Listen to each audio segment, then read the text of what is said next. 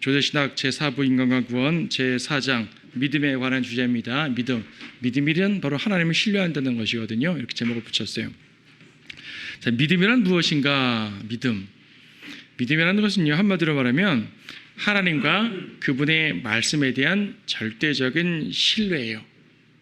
자, 믿는다는 것은요, 뭔가를 바란다는 말이기도 하잖아요. 바라고 이루어질 줄 확신하는 게 믿음이거든요.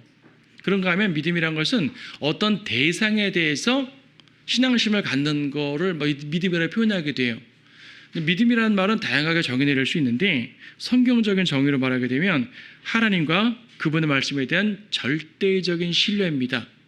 절대적인 신뢰.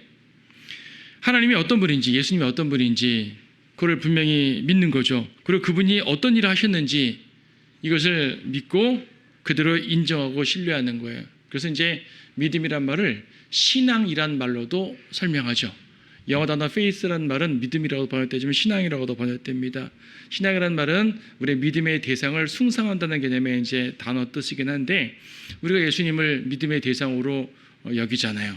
그분께 순종하고 복종하고 그분의 말씀에 청종하잖아요. 우리는 그분을 섬기는 거잖아요. 우리를 섬기는 대상에 대해서 굳게 믿는 거예요. 근데요, 이 하나님 말씀에 대한 절대적인 신뢰라고 그랬거든요. 건전한 믿음은 신뢰할 수 있는 대상을 신뢰하는 거예요. 신뢰할 수 없는 대상을 신뢰하는 걸 믿음이라고 말할 수 없죠. 뭐 단어 뜻 자체는 믿음이란 말이지만 우리는 건전한 믿음이 아닌 거예요. 이런 예화가 있어요. 어떤 예화냐면은 이제 낡은 비행기를 딱 앞에 놓고 스튜디오스가 설명하는 거예요. 자, 이 비행기 타세요. 너무 안전합니다. 이 비행기를 타게 되면요, LA도 갈 수 있고요, 뭐 유럽도 갈 수 있고 좋아요. 타십시오. 비행기 너무 낡았어요. 타면 사고 날 것 같아요. 탈 것 같아, 안 탈 것 같아요, 여러분들은? 안 타죠.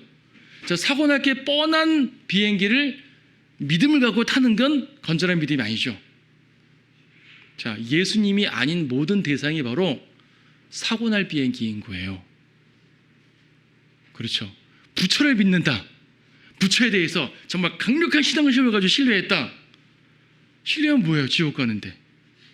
그렇죠. 믿음이라는 것은요, 안전한 비행기를 타는 거예요. 불안한 비행기를 타는 게 아니고, 아무리 불안한 비행기에다가도 나의 모든 것을 다 쏟아부어서 열정적으로 신뢰했다고 그것이 믿음이 되는 건 아니란 얘기죠. 믿음은 반드시 하나님에게 둬야 되는 거예요. 예수님에게 둬야 되는 거고 절대적인 그분의 말씀에 둬야 되는 거죠. 왜냐하면 하나님 말씀은 절대로 거짓이 없으니까. 예수님은 우리를 안전하게 보호하시는 분이니까. 우리를 구원하시는 분이고 영원토록 구원하시는 분이고 안전하게 이끄시는 분이니까. 세상의 다른 신들은 우리를 안전하게 이끌지 않는다고요. 우리에게 어떤 보장도 해주지 않는다고요. 세상의 어떤 경전들은 믿을 만한, 신뢰할 만한 내용이 아니라고요. 근데 거기에 대해서 절대적인 믿음을 발휘해서 신뢰해요?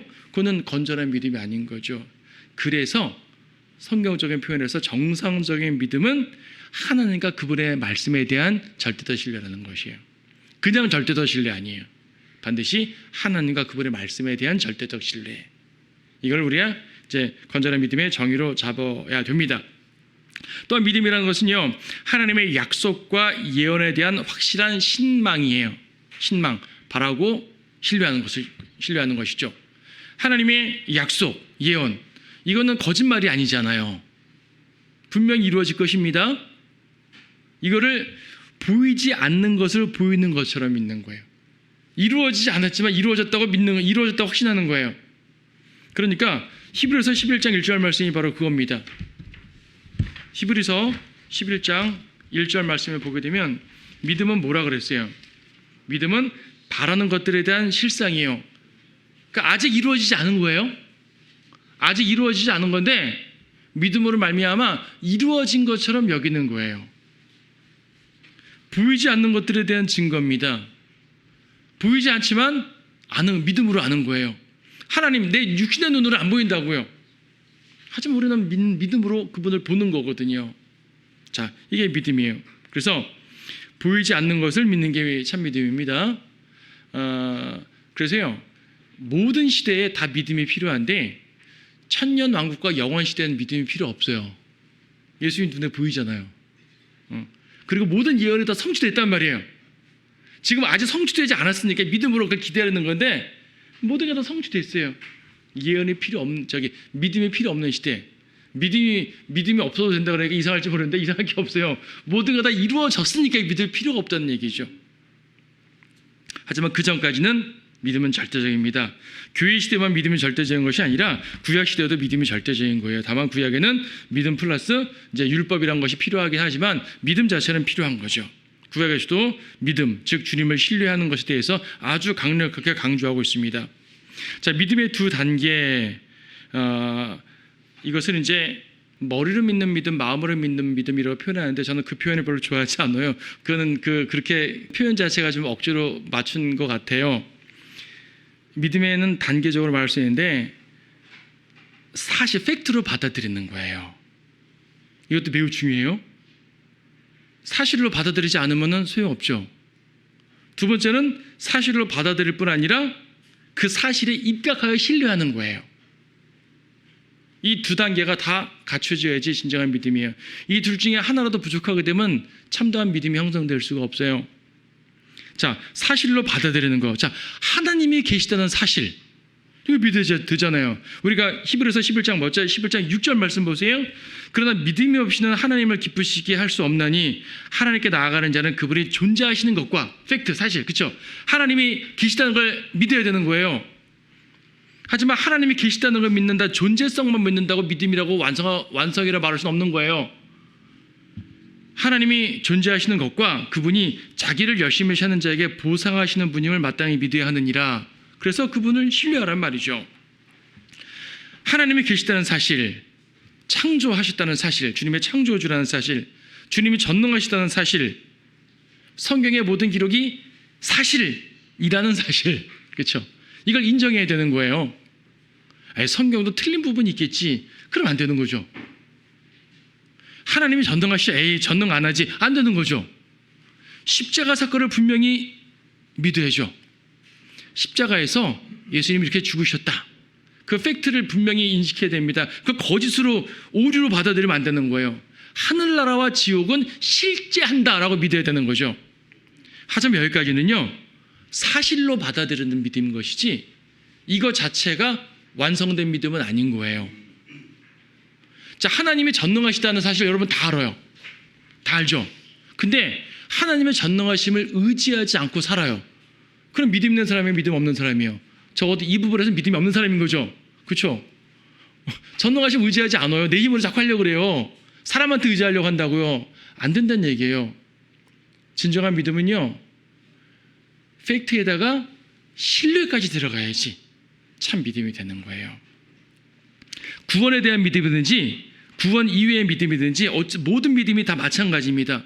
구원에 대한 믿음도 그래, 예수님이라는 그분이 성경에 보니까 뭐 기적도 행하는 걸 보니까 뭐 신의 아들인 것 같더라. 오케이, 인정. 그리고 뭐 죽으셨다니까 오케이, 인정. 오케이, 그 끝. 그게 뭐예요? 그거 구원 못 받는 거죠. 아, 그분이 날 위해 죽었다고? 오케이, 그럼 나는 그분을 믿겠다. 그분을 영접하겠다. 그분을 신뢰하겠다. 나의 행위를 신뢰하지 않고 나의 의로움을 신뢰하지 않고 그분의 보혈을 신뢰하겠다. 이게 믿음인 거예요. 신뢰까지 가야지 믿음인 거죠. 이래야지 구원받는 거잖아요. 그러니까 구원에 대한 믿음이든지 구원 이외의 믿음이든지 어쨌든 성경에 나와 있는 그 사실과 그 사실에 입각한 나의 신뢰를 더해야지 믿음이 되는 겁니다. 그래서 믿음의 가장 핵심은 신뢰예요.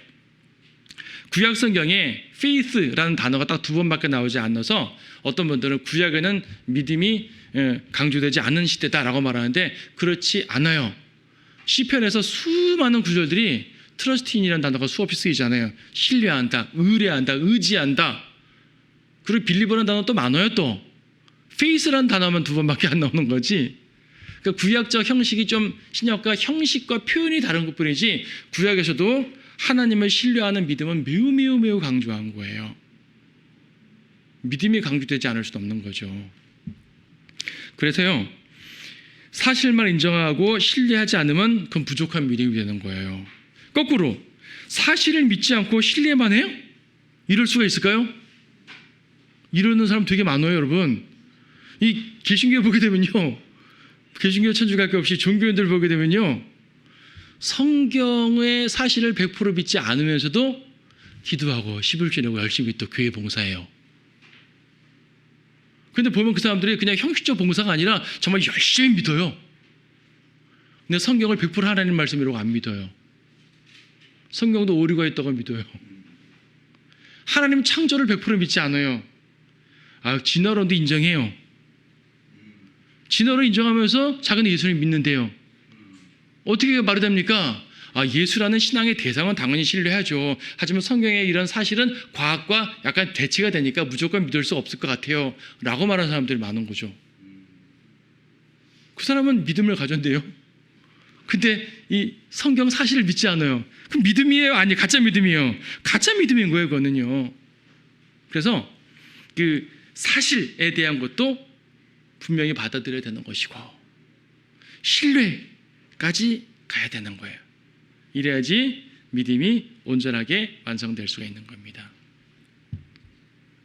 자, 그런가 하면 믿음을 두 종류로 말할 때 구원받는 믿음이 있고요, 구원받은 이후에 싸워서 승리하는 믿음이 있어요. 둘 다 믿음이에요. 모든 믿음을 구원에다가만 초점 맞추면 안 돼요. 우리 주도신학책은 주로 구원에 초점 맞춰서 설명하다 보니까 구원론 중심으로 다루긴 하는데, 저는 믿음이란 말을 구원에만 적용할 수 없어요. 당연하죠. 믿음은 구원에만 적용하게 되면 구원받는다는 믿음이 필요 없는 거잖아요. 근데 여러분, 그렇습니까? 우리는 구원받은 이후에도 믿음의 길을 걸어야 되잖아요. 그럼 믿음의 길을 다 걸어야 구원받는 건가요? 아니잖아요. 구원의 믿음이 있고 구원받은 이후에 주님과 함께 싸워 승리하는 믿음이 있는 거예요. 생활 가운데 믿음이 있는 거죠. 두 종류의 믿음을 제대로 인식을 하게 되면은 교리적으로 혼동하지 않습니다. 자, 구원받는 믿음은 분명해요. 예수님을 구주로 믿고 영접하는 거죠. 특히 에베소 2장 8절에서 믿음으로 말미암아 은혜로 구원받는다 그러잖아요. 믿음으로 말미암아 은혜로 구원받는다. 이게 무슨 말인가 하니, 믿음과 은혜가 50%씩 결합해서 구원받는 것인가? 그것이 아니에요. 우리는 100% 믿음으로 구원받고 100% 은혜로 구원받는 거예요. 오직 은혜, 오직 믿음 그러잖아요. 근데 믿음과 은혜가 같이 나왔네요? 그 50%씩 된 거 아니에요? 그런 말이 아니라 하나님 편에서는 100% 은혜를 내리는 거예요. 은혜는 내가 좌지우지하는 거 아닙니다. 은혜는 하나님 편에서 하는 거예요. 하나님 편에서는 모든 사람들에게 은혜를 주신 거거든요. 십자가의 은혜는 누구에게 가리지 않잖아요. 칼빈주의자들이 말하는 것처럼 누구에겐 피 흘리고 누구에겐 피 안 흘린 게 아니라 모든 사람을 위해서 피 흘리셨잖아요. 예수님이 하나님의 구원에 있는 모든 사람들에게 주신 거예요. 근데 그것을, 은혜를 내가 받아들이는 게 믿음인 거죠. 그래서 믿음으로 말미암아 은혜로라고 표현되는 것 속에서 은혜는 하나님 편에서 하는 말이고요, 믿음은 내 편에서 하는 말이에요. 하나님께서 은혜를 주실 때 그 은혜를 받아들이는 게 믿음인 거죠. 믿음이 없으면 받아들일 수가 없죠. 믿음 이외에 다른 방식으로 은혜를 받아들일 수가 없는 거예요. 나의 행위와 나의 노력과 종교적인 어떤 이런 노력으로, 종교 행위로 하나님의 은혜를 받아들일 수가 없는 것이요. 새벽 기도를 많이 해야지 그 은혜를 받아들인다는 거 아니잖아요. 100일 기도해야지 받아들이는 거 아니란 말이에요. 헌금 많이 해야지 은혜를 받아들이는 거 아니고, 구제 많이 해야 은혜 받아들이는 거 아니란 말이죠. 행위는 소용없습니다. 여기서 행위를 소용없다는 얘기는 선행과 종교의 행위가 필요 없다는 거예요.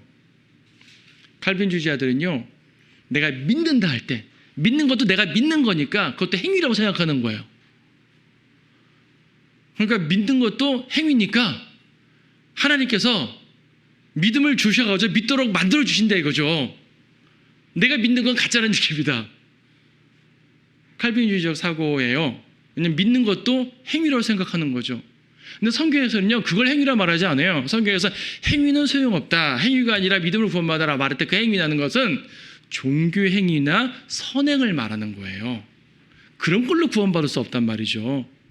내가 주님 믿겠습니다, 내 의지를 발휘해서 믿는 거, 이건 나의 자기의의 행위를 말하는 게 아니에요. 이거는 은혜를 받아들이는 나의 의지인 거예요, 그냥. 그래서 이제 하나님의 은혜를 나에게 가져오는 것이 믿음입니다. 종교 행위나 선행은 포함되지 않고요. 그래서 구원받는 믿음은요, 큰 믿음, 작은 믿음이 따로 없어요. 저 사람 믿음이 커서 구원받고, 가끔 사람들한테 이제 일반 교회에 다니는 사람들한테 구원받았습니까 물어보게 되면 전 아직 믿음이 크지 않아서 구원 못 받은 것 같아요. 큰 믿음, 작은 믿음, 얼마큼 믿음이 커야 구원받아요? 그런 게 아니거든요. 구원받는 믿음은 큰 믿음, 작은 믿음의 개념 자체가 아니에요. 예수 이름을 내 구주를 믿고 영접하면 되고요. 내 모든 죄를 십자가의 보혈을 씻었다는 그 확실한 믿음은, 그 확실한 그 사실 가운데 그분을 믿으면 구원받는 거예요. 죄 용서 받는 거예요. 예수님을 하나님의 아들을 믿고 하면 되는 거죠. 그렇죠. 그런데 구원받은 이후에 내가 믿음을 구사해서 살아가는 그 모든 종류의 믿음에는요, 큰 믿음, 작은 믿음이 있어요. 믿음의 정도가 있단 말이에요. 그래서 두 번째 개념의 믿음은 믿음으로 하나님과 동행하는 걸 말합니다. 기도응답도 믿음으로 받는 거잖아요. 하나님의 보호도 믿음으로 받는 거예요. 하늘의 소망을 두고 살아가는 것도 믿음의 행위인 것이고요. 성도의 삶을 드러내는 믿음. 저 사람은 저렇게 행동하는 거 보니까 좀 믿음 없는 사람 같아. 저분은 믿음이 충만한 사람이야. 이거는 믿음이 외적으로 드러나는 거예요. 행위로서 드러나는 거죠. 세상과 싸워 승리하는 것도 믿음이라 그랬어요. 구원받는 믿음만 세상과 싸워 승리하는 게 아니에요. 구원받은 이후에도 우리는 세상과 수없이 싸워 나갑니다. 육신과 싸우고요, 세상과 싸우고, 마귀와 싸웁니다. 그런 모든 영적 전쟁에서 승리하려면 믿음이 있어야 되는 거죠. 하나님을 굳게 신뢰함으로써 주님의 능력으로 싸워 나가는 거예요. 내 능력 아니에요. 믿음으로 싸운다 그러니까 내 능력으로 싸우는 것 같은데, 믿음으로 싸운다는 얘기는 주님의 전능하심을 믿음으로 나한테 가져온다는 얘기예요. 어차피 내가 싸우는 거 아니거든요. 주님이 싸우시는 거거든요. 주님이 나 싸워주시도록, 그러니까 주님의 전능하심을 나한테 사용해 달라고 믿음으로 요청하는 거죠. 그래서 믿음이 있어야 되는 겁니다. 구원받은 믿음 이외에 다른 종류의 믿음에는 반드시 행위가 필요해요. 행함이 없는 믿음은 죽은 믿음이라고 야고보서에서 말했잖아요. 행함이 없는 믿음은 죽은 믿음입니다. 물론 야고보서에서의 교리적 특성상 대환란적인 부분이 있어요. 있지만 그거는 이제 그런 경륜적인 부분은 별도로 하고, 일반론으로 설명을 할 때 적용을 하게 되면요, 구원의 믿음 이외에 다른 믿음에는 행위가 필요하단 말이에요. 예수님께서 오전에도 이제 사랑에 대한 설교를 드렸지만, 너희가 서로 사랑하면 사람들이 너희를 내 제자인 줄 알리라 그랬단 말입니다. 성도가 서로 사랑하게 되면 제자됨의 외적인 표현이 서로 사랑하는 거예요. 이거는요, 사랑의 행위로 말미암아 저 사람은 신앙인이군 이렇게 인정받는 거예요. 내가 형제 사랑을 제대로 못한다고 해서 구원받지 못했단 말이 아니잖아요. 나는 구원받았는데 좀 육신적이라 가지고요, 형제 미워하고요, 형제 사랑 안 하고요, 막 용서하지 않고요, 막 그래요. 그것도 구원받지 않은 거 아니잖아요. 그럼 사람들은 나한테 저 사람 무슨 기독교인이 저래? 무슨 그리스도인이 저래? 인정하지 않겠죠. 믿음의 사람으로 인정받지 못한다는 얘기예요. 구원받지 못했단 말이 아니라, 야고보서에서 말하는 형제사랑 나오잖아요. 형제, 가난한 형제가 왔는데 그래, 배 따뜻하게 하라, 잘 먹으시오, 아무것도 안 도와주면서. 이거는 가짜 믿음이라고 말하는 거죠. 그럼 그 사람 구원받지 못했단 말이 아니라 그 사람은 신앙인으로 인정받을 수가 없단 말이에요. 근데 이게 형제사랑 문제만이 아니에요. 다른 모든 문제와 마찬가지죠. 우리가 믿음으로 행하는 수많은 문제들이 있는데 그 모든 문제에 있어서 믿음으로 행하지 않아요. 그럼 안 돼요. 이런 예화가 있잖아요. 긴 가뭄 끝에 교회 내에서 우리 정말 비를 내려달라고 기도하자고 기도했어요. 근데 그 다음날 주일학교 학생 한 명이 우산 들고 왔어요. 나머지 아무도 우산 안 들고 왔어요. 그래서 기도하고 응답될 줄 믿으니까 들고 왔다는 얘기죠. 그냥 예화죠. 다른 많은 어른들은 기도만 하고 설마 하겠어? 밀기해 보니까 내일 비 안 올 것 같아? 이런 거잖아요. 말하자면 그런 것 같다는 얘기죠. 내가 취직하기로 기도했으면 최소한 이력서 내야죠. 취직하도록 기도했는데 취직 정보도 안 찾아보고 이력서도 안 내고 주님 취직하십시오. 이건 아니잖아요. 다시 말해 행위가 필요하다는 얘기는 내가 무엇인가를 믿었으면 그 믿음과 연관된 행위를 하라는 얘기예요. 그렇잖아요. 내 기도를 했으면 그 기도한 것을 믿고 전진을 하는 거죠. 이것이 이루어졌을 거. 주님께서는 내 기도를 받으셨고 이루어 주실 것이야. 그러면 난 전진하면 돼. 이게 믿음의 행위란 말입니다. 베드로가 주님이 시어든 나로 하여금 무리를 걷게 하소서 믿었어요. 그렇단 말이에요. 이게 믿음이 거죠. 신뢰하고 가는 거예요. 믿었으니까 난 전진한다. 뭐 그 이후에 물에 빠진 건 둘째 치고 처음에 걸었다는 그 자체만 갖고 말할 때 말입니다. 자, 그래서 이런 믿음은 구원의 믿음을 말하는 거 아니잖아요. 구원의 믿음이 아니라 주님을 신뢰하고 나아가는 그런 종류의 믿음입니다. 이 믿음에는 큰 믿음, 작은 믿음이 존재하겠죠. 누군가는 믿음이 크고 누군가의 믿음이 작아요. 누군가는 믿음이 아예 없어요. 그렇죠? 제자들이 예수님께 주여 우리의 믿음을 키워주십시오. 믿음을 키워주십시오.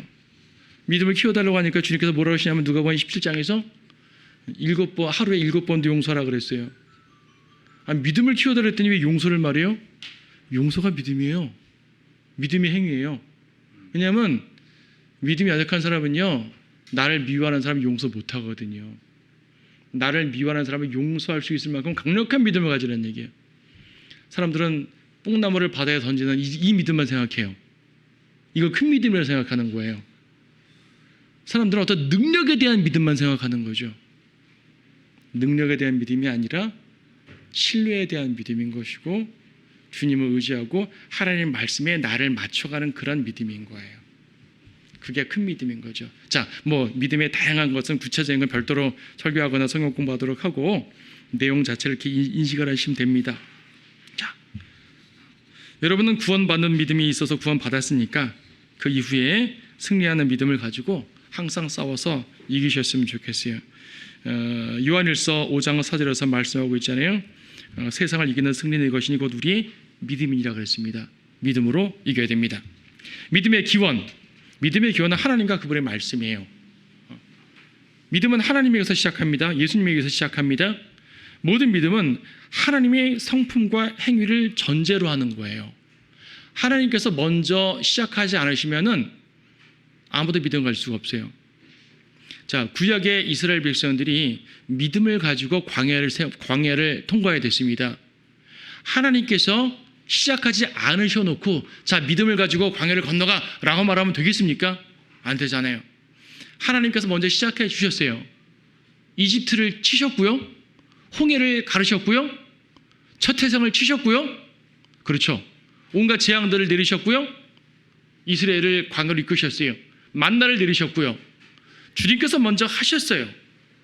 주님의 전능하심이에요. 하나님이 전능하심과 자비를 보이셨기 때문에 백성들이 믿을 수 있는 겁니다. 그래서요, 하나님께서 아무것도 시작하지 않으셔놓고 믿으라고 말할 수가 없습니다.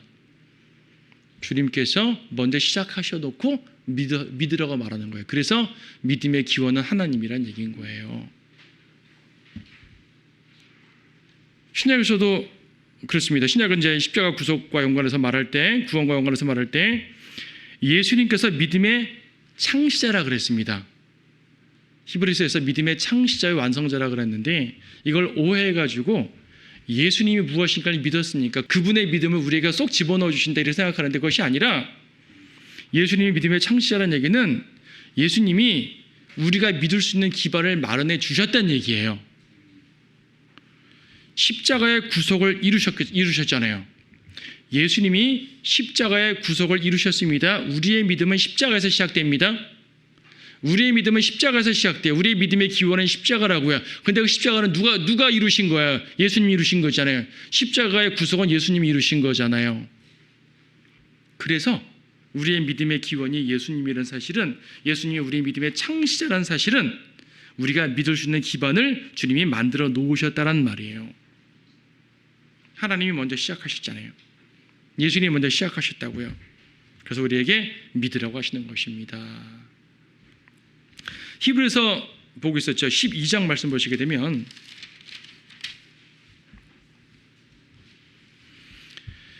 그리고 우리 믿음의 창시자의 완성자이신 예수를 바라보자라고 말했잖아요.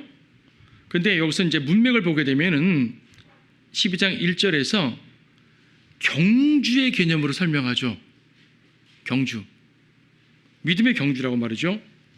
그리고 2절의 뒷부분 보니까 자기 앞에 있는 즐거움을 위하여 십자가를 견디시고 수치를 개의치 아니하셨다고 말씀하십니다. 주님께서 십자가를 통해서 우리가 믿을 근거를 마련해 주셨어요. 주님이 이것을 믿음의 길을 시작하신 것입니다. 믿음의 길을 시작하시고 비유적으로 표현하게 되면 이 레이스, 이 경주 레이스, 경주를 주님이 달려간 거예요. 저 앞에 먼저 달려가셔가지고 자, 나는 잘 달려와서 승리했어, 너희들도 와 라고 부르시는 거죠. 주님께서 이루신 것을 우린 주님의 발자취를 따라서 가는 거예요. 믿음의 창시자인 거죠. 그래서 우리는 모든 믿음은 하나님과 그분의 말씀, 특히 예수 그리스도 십자가 보혈 이 부분을 생각해서 나아갈 수 있습니다. 믿음은요, 말씀을 통해 전파되고 자라납니다. 로마서 10장 8절과 17절 보게 되면 17절은 잘 알죠. 10장 17절에서는 그러므로 믿음은 들음에서 나오며 들음은 하나님의 말씀에 위해서니라. 결과적으로 말씀을 듣는다는 말이지 않습니까?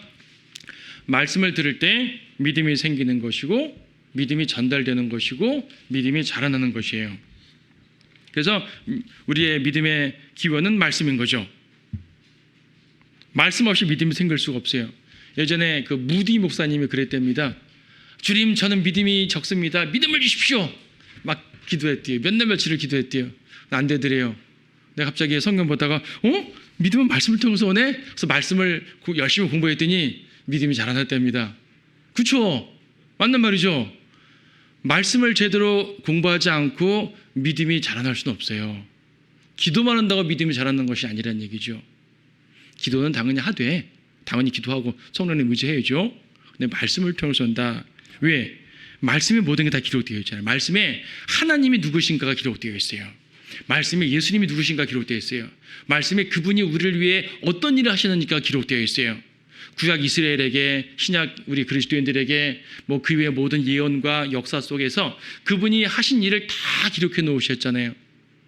말씀이 없으면 우리는 구원받을 수가 없죠. 진리를 알아야, 도를 알아야 구원받는 거죠. 복음을 알아야 구원받는 거죠. 말씀을 통해 우리는 예수님이 하나님의 아들이심을 믿습니다. 예수님을 하나님의 아들로 믿어야지 구원받는 거잖아요. 어떤 분들은 하나님의 아들로 믿으면 안 된대요. 예수님을 하나님으로 믿어야 된대요. 그게 그 말이에요, 여러분. 하나님의 아들과 하나님을 구분하는 사람은 여호와 증인밖에 없어요. 여호와 증인은 하나님과 하나님의 아들을 구분해서 예수는 하나님의 아들이지 하나님이 아니다라고 말해요. 근데 우리가 예수님을 하나님의 아들이다라고 말하는 것은 하나님이 아니고 하나님의 아들입니다라고 말하는 게 아니잖아요. 하나님의 아들이라는 말은 곧 하나님이라는 말이에요. 요한복음에서 예수님을 하나님의 아들이라고 무수히 말하고 있어요. 요한복음 20장 마지막 절에서는 예수님을 하나님의 아들로 믿어야 구원받는다고 말하고 있잖아요. 그렇죠? 성경에서 하나님의 아들이란 말과 하나님이란 말은 거의 동의어로 쓰입니다. 그래서 우리가 예수님을 하나님의 아들을 믿는다는 말은 당연히 하나님으로 믿는다는 말이고요. 여러분 어떻게 표현해도 관계없어요. 복음 전할 때 예수님은 하나님이십니다 이렇게 말해도 되고 예수님 하나님 아들이십니다 라고 말해도 돼요. 관계없어요. 그거는 같은 말이에요. 다만 상대방의 받아들이기에 용이한 설명을 하시면 되는 거죠. 자, 주제가 좀 벗어났어요. 어쨌든 성경의 모든 것이 기록되어 있기 때문에 성경을 통해서 우리는 믿음이 자라나게 됩니다. 그래서 로마서 10장 8절 말씀을 보게 되면 그러나 그것이 무엇을 말하냐? 말씀이 내게 가까워 내 입에 있으며 내 마음에 있노라 하였으니 곧 우리가 전파하는 믿음의 말씀이라. 앞에 있는 그 6절 7절 말씀은요 신명기 말씀을 인용하시는 건데 말씀이 멀리 있지 않다는 얘기예요. 하늘에 있으니까 하늘에서 말씀을 가져오려고 하지 말라. 바다 건너 있지 않다, 산 건너 있지 않다, 가서 말씀을 가져오려 하지 말라. 말씀은 바로 내 입에, 내 마음에 있다라고 말하는 거예요. 말씀은 바로 옆에 있다는 얘기죠. 특히 신약에서는 그것을 전파하는 말씀이라고 말하고 있어요. 당연히 이방인들이 하나님의 말씀을 잘 모르는데 어떻게 알겠습니까? 누가 전파해 줘야죠. 그래서 8절 뒷부분에 내 마음에 있노라 했으니 곧 우리가 전파하는 믿음의 말씀이라 그랬어요. 자, 믿음을 전해준다는 얘기는 믿음의 말씀을 전해준다는 얘기예요. 말씀을 전해줄 때 그 말씀 속에서 예수님이 하나님이시고 하나님 아들이시고 예수님이 우리 위해 피 흘려 죽으셨고 이걸 전달해 줄 거 아니겠어요. 이걸 여러분 복음 전할 때 그거 전하잖아요. 그거 전하면은 그게 믿음의 말씀이거든요. 그걸 받고 믿으라는 얘기예요. 어떤 믿음이라는 존재를 마음속에 쏙 집어넣어 준다는 말이 아닌 거예요. 많은 사람들이 오해하는 것처럼. 그런 게 아니죠. 난 믿음이 전혀 없는데 주님이 갑자기 믿음을 쏙 집어넣어 줘가지고 믿게 됐다 이런 건 아니란 얘기죠. 그런 거 아닙니다. 근데 가끔 여러분 그럴 수 있잖아요. 저는 전에는 정말 성경 말씀이 안 믿어졌는데 정말 갑자기 믿어졌어요 라는 말이 있거든요. 거짓말 말고 정말 믿어진 수가 있어요. 그건 무슨 말인 거 아니? 표현을 그렇게 해서 그렇지 그 사람은 성경을 깨달아 알게 됐단 말이에요. 그거는 성경을 몰랐을 때는 당연히 못 믿죠. 하나님은 천지 창조했다고 어떻게 믿겠어요? 들어만 보고 예수님이 날 위해 죽으셨다는 거 그냥 그렇게 아는 거지 어떻게 믿겠어요? 근데 성경을 쭉 제대로 복음을 듣고 성경을 공부하고 이해하니까 정말 그게 그 말이구나 깨닫게 되는 거죠. 한번 제가 설명드린 것 같아요. 성경에 명철이란 말이죠. 명철이란 말을 언더스탠딩이라고 그래요. 언더스탠딩이 뭐예요? 이해. 성경을 이해하는 게 다시 말해 깨닫는 거 어떤 일반 철학에서 말한 것처럼 갑자기 뭔가 깨닫는다는 말이 아니라 이해하는 거예요. 그래서 우리가 복음 전파자가 할 일은 뭐냐면 믿음의 말씀을 전파한다는 건 뭐냐면 상대방이 이해할 수 있도록 설명해 주는 거예요. 물론 성경 구절 그대로 읽어줘도 되지만 이 말을 무슨 말인지 이해시켜 주는 거죠. 이디오피아 내시가 사막에서 이사야서 읽고 있는데 빌립이 나타나서 지금 읽는 말 무슨 말인지 아세요? 알려주는 적 없는데 어떻게 합니까? 좀 알려주실래요? 그 사람은 성경 읽었지만 잘 몰랐죠. 깨닫지 못했어요. 빌립이 설명해 준 거예요. 깨닫게 해준 거예요. 성경을 이해했어요. 그렇구나. 그럼 예수님이 구세주네요. 그럼 예수님 믿어야죠. 영접해야죠. 믿고 찜려받은 거잖아요.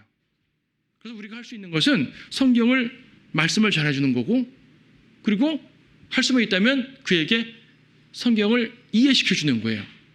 심오하게 이해시키란 말이 아니라 이 말이 그렇다. 이 말씀은 예수님이 하나님이란 말이다. 하나님이 예수님이 당신을 위해서 피로 죽었다. 이런 걸 이해시켜 주는 거예요. 그러면 그가 믿게 되는 거거든요.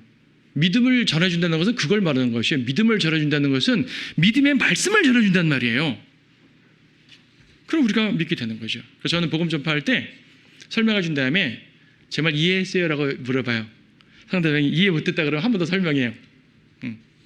물론 제가 말주변이 부족해서 이해 못 시킨 그건 제가 부족한 거니까 더 해야 되겠지만 물론 그렇다고 제 인간적인 논점으로만 설명을 한 말 아니에요.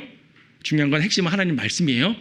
말씀을 전하는데 그거를 예수님이 하나님인 것을 설명해 주라는 말일 뿐이고 구원의 원리를 설명해 주라는 말일 뿐이지 결국은 말씀을 전하는 거죠. 나의 100마디보다 성경 구절 2-3마디가 더 확실한 증거가 될 수도 있어요. 당연히. 그건 당연한 말이죠. 그래서 우리는 말씀을 전함으로써 그에게 믿을 수 있도록 하는 겁니다. 그래서 말씀 없이 믿음이 생길 수가 없는 것이고요. 말씀을 깨달을수록 믿음이 자라나는 거예요. 이게 명철이에요. 그래서 이제 이런 표현에 대한 오해가 있죠. 믿음은 하나님이 주시는 것이다. 아무리 믿으려도 믿음 주지 않으면 믿지 못한다. 어떤 사람은 예수님을 영접하고 영접기도도 수없이 하고 정말 눈물 흘리면서 예수님 나 주님 믿겠어요. 아무리 믿겠다 했는데 믿음이 안 생기더래요. 몇 년 후에 갑자기 믿음이 확 생기더래요. 그래 주님이 믿음을 주시니까 내가 믿어지는구나. 아니에요. 내가 성경을 통해서 예수님이 하나님의 아들이신 것을 믿고 그분이 나를 위해 피 흘리신 것을 믿고 예수를 영접하면 그게 믿음을 구사한 거예요. 그게. 근데 안 믿어지더래요. 안 믿어진 게 아니라 자기의 감정적으로 느끼지 못한 거죠. 감정적으로 느끼지 못해놓고 믿음이 오기 전엔 믿을 수 없다고 말하면 안 되죠. 그분이 정말 그 전까지 믿음이 없던 건지 믿음이 있는데 못 느낀 건지 거기까지 제가 모르겠지만은 성경의 원리는 바로 그렇습니다. 믿음은 의지예요. 의지. 감정이 아니라 의지예요. 하나님이 믿음을 주시면 단번에 믿어진다. 어떻게 믿음을 주시냐고요? 말씀을 안 읽는데. 말씀을 읽고 공부하고 묵상하고 깨달아야지 믿음이 자라나는 거라고요. 그래서 올바른 설명은 하나님께서는 우리가 믿을 수 있도록 말씀을 전해주시는 것이다. 이렇게 이해를 하시면 돼요. 로마서 10장 8절 말씀이 바로 그 말입니다. 믿어진다는 말은 성경에 없습니다. 사람들 잘 표현을 좀 어색하게 할 수 있지만은 성경에는 믿으라는 명령뿐이죠. 주 예수 그리스도를 믿으라. 그래야만 너와 내 집안에 구원을 받으리라. 그렇죠? 회개하고 복을 믿으라. 그렇죠? 기도한 것은 무엇이나 받은 것을 믿으라. 항상 믿으라 그랬습니다. 그래서 가끔 이제 믿어졌다라고 표현하는 분들인데 그 자체가 뭐 나쁘다는 말이 아니라 깨닫게 되었다, 이해했다라는 말을 그렇게 쓰는 거예요. 부분들은 보니까. 그래서 이 표현을 잘못했다고 해서 막 뭐라 그러는 것이 아니라 우리 제대로 이게 이런 의미라고 이해를 하시면 되겠어요. 자, 믿음의 대상 하나님과 그분의 말씀이에요. 믿음의 기원도 하나님과 그분의 말씀이고 믿음의 대상도 하나님과 그분의 말씀이에요. 삼위일체 하나님을 믿는 거예요. 예수님은 우리의 신앙의 대상이죠. 우리의 믿음의 대상이죠. 아버지 하나님도 우리 믿음의 대상인 것이고 예수님, 성령님 모두 마찬가지죠. 무엇보다 하나님의 말씀이 우리의 믿음의 대상인 겁니다. 하나님의 인격과 사역을 믿는다. 인격과 사역이란 말이 이제 신앙 용어로 쓰는 것뿐이고 좀 어려울 수 있는 말인데 무슨 말인가 하니 하나님의 인격이라는 말은 하나님이 누구신가라는 말이에요. 예수님의 인격과 사역 이라고 말하게 되면 예수님이 누구신가를 믿는다 그 말이거든요. 그걸 이렇게 신학적으로 표현하는 겁니다. 그냥 예수님이 누구신가? 예수님 누구예요? 아까 설명드렸죠. 하나님의 아들이시라고요. 하나님이시라고요. 메시아라고요. 그분을 믿는 거죠. 그리고 그분의 사역 뭐죠? 그분이 무엇을 하셨나를 말하는 거죠. 무엇을 하셨어요? 물론 예수님이 하신 거 많습니다. 소경의 눈도 뜨게 해주셨고 풍랑도 잔잔케 해주셨고 하지만 풍랑 잔잔케 한 게 날 구원한 게 아니잖아요. 소경의 눈 뜨게 하신 게 난 구원한 게 아니잖아요. 주님이 행하신 수많은 일들 중에서 어떤 일을 우리 믿냐 하면 나를 위해 십자가 못 박아 죽으시고 그의 피로써 내 죄를 다 쓰신 걸 이걸 믿는 거죠. 복음서에서 소경의 눈을 뜨게 하시고 문둥병자 치유하시고 풍랑 잔잔하게 하시고는 다 뭐냐 하면 이런 걸 보니 그분이 하나님의 아들이시구나라는 걸 알려주는 거예요. 병자를 고쳤다고 우리를 구원하는 게 아니죠. 하지만 이렇게 행하신 거 보니 그분은 예언된 메시아구나. 그분은 하나님의 아들이시구나. 그분은 전능하신 분이구나. 그 전능하심으로써 우리를 구원할 수 있겠구나. 그분이 우리를 구원할 수 있는 전능한 분이라는 사실을 알게 되는 거예요. 그리고 그분이 피 흘려 죽으심으로써 또 부활하심으로써 그분이 우리를 향한 사랑과 능력을 보여주셨고 우린 그것을 믿고 전능하신 하나님이신 그분이 날 위해 죽으셨구나. 믿는 거예요. 그렇죠. 그래서 이제 예수님의 인격과 사역, 그분이 누구시며 어떤 일을 하셨는지 즉 하나님의 아들이시고 십자가의 구속을 이루셨다. 이걸 믿고 구원을 받는 거죠. 또 구원 이외의 믿음도 있다고 했지만은 성경에 기록된 그분의 모든 말씀들을 믿는 거예요. 그분의 예언을 믿는 거예요. 문자 그대로 믿는 거예요. 그분의 교훈을 믿는 거예요. 그분의 명령을 믿는 거예요. 그분의 예언을 믿기 때문에 우리는 주님이 곧 오신다는 사실을 아는 거죠. 그분의 예언을 믿기 때문에 우리는 죽어서 하늘로 올라간다는 사실을 아는 거죠. 우리가 죽기 전에 주님이 오시면 휴거된다는 사실을 아는 거죠. 다 성경에 예언되어 있잖아요. 성경에 예언되어 있기 때문에 우리는 그리스도의 심판서에 가서 면류관 받는다는 사실을 아는 거죠. 성경에 예언되어 있기 때문에 우리는 천인왕국에서 주님과 더불어 통치한다는 사실을 아는 것이고 성경에 예언되어 있기 때문에 새 예루살렘에 간다는 사실을 아는 거죠. 성경의 명령들을 믿는 겁니다. 모든 가르치심들을 믿는 겁니다. 뭐예요? 주님을 하나님 말씀을 믿기 때문에 주님 우리에게 명령하신 것을 행해야죠. 행하는 것도 믿음의 행위라 그랬어요. 주님 복음 전파하라. 명령을 듣고 우리는 따라야죠. 명령을 따라야지 우리가 온전한 믿음의 행위를 하는 거죠.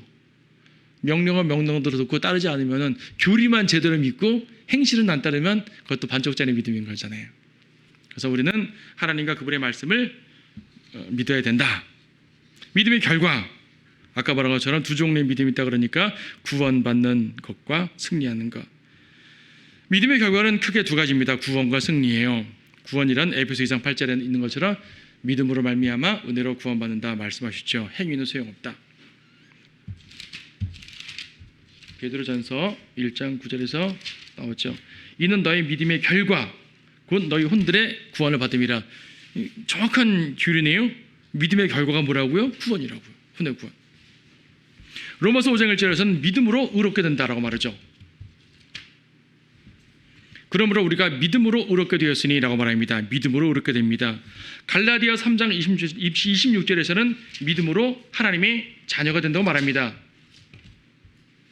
너희가 다 그리스도 예수를 믿음으로 말미암아 하나님의 자녀들이 되었으니 믿음의 결과는 하나님의 자녀가 되는 거예요. 사도행전 26장에서는 믿음으로 거룩해 된다고 말씀하고 있고요.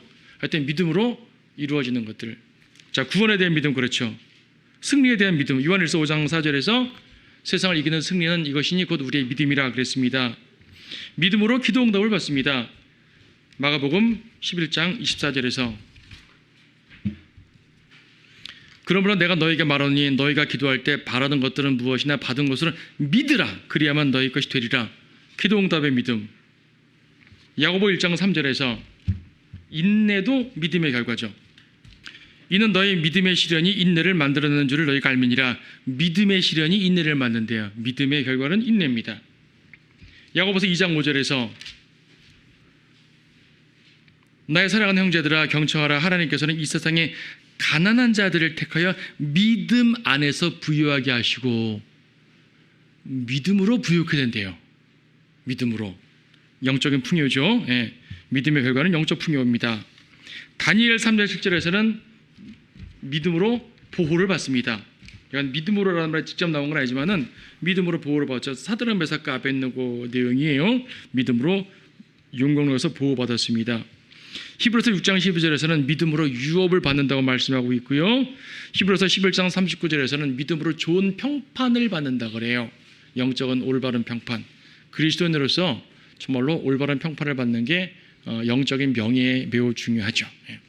세상에서 칭찬받으라는 말이 아니라 믿음에 관한 올바른 평판을 받는 거죠. 무엇보다 하나님께 인정을 받아야 되는 거죠. 이처럼 믿음의 결과는요, 구원에 대한 부분과 그 이후의 부분으로 나누지만은 어쨌든 이 모든 것들은 믿음을 통해서 이룰 수 있는 겁니다. 여러분에게 믿음이 얼마나 중요한지 아시겠죠? 자, 처음으로 돌아가서 앞으로 돌아가서 믿음이 뭐라고요? 하나님과 그분의 말씀에 대한 절대적 신뢰라 그랬어요. 절대적 신뢰를 가지고 말씀을 공부해가면서 주님이 말씀을 통해 우리에게 요구하신 것들을 하나하나 행하고 이제 믿고 나가시는 거예요.